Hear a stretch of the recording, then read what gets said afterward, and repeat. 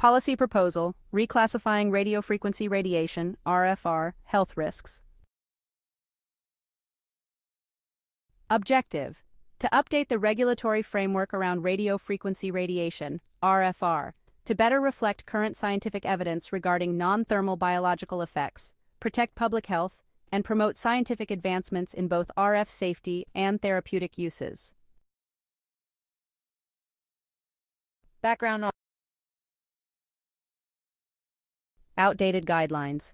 The FCC's current safety guidelines, established in 1996, focus solely on thermal effects of RF radiation and do not account for non-thermal biological effects such as DNA damage, oxidative stress, and cellular dysfunction.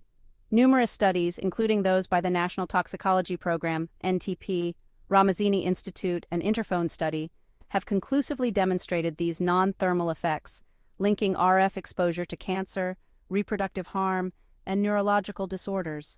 Court rulings and inaction. In 2021, the U.S. Court of Appeals ordered the FCC to reevaluate its guidelines, noting the failure to consider non-thermal effects.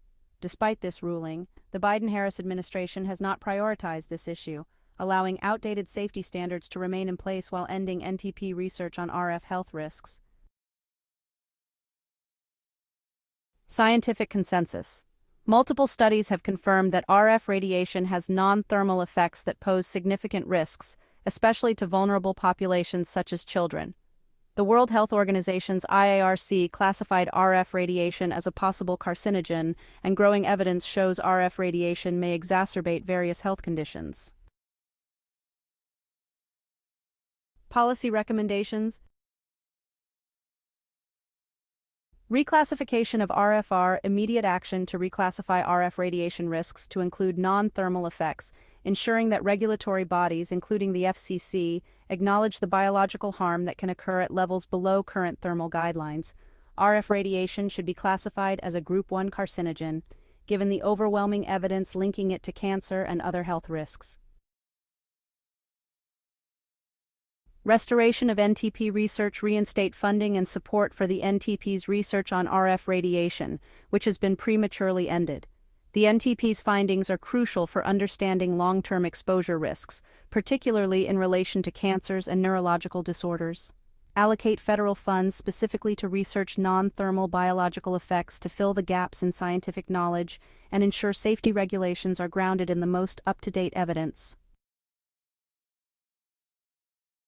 Establish precautionary standards. Revise FCC safety standards to include non-thermal biological effects based on the most current scientific evidence. The focus should be on minimizing RF radiation exposure, especially for children, pregnant women, and individuals in high-exposure occupations.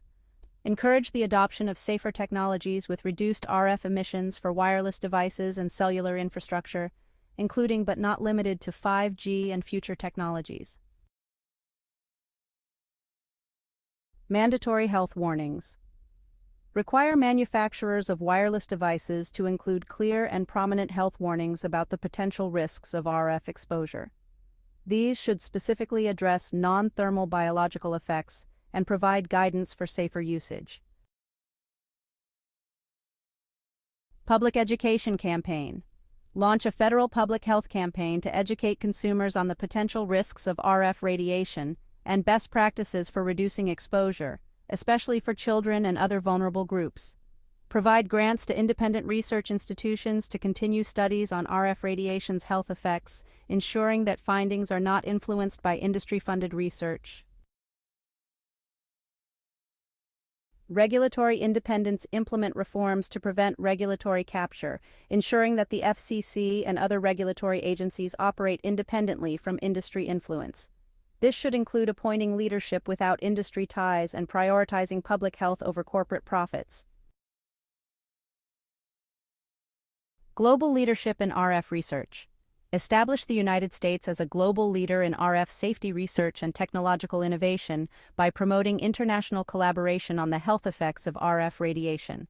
Ensure that United States guidelines set a global standard for RF safety, prioritizing long-term public health protection and innovative solutions for safer wireless technology.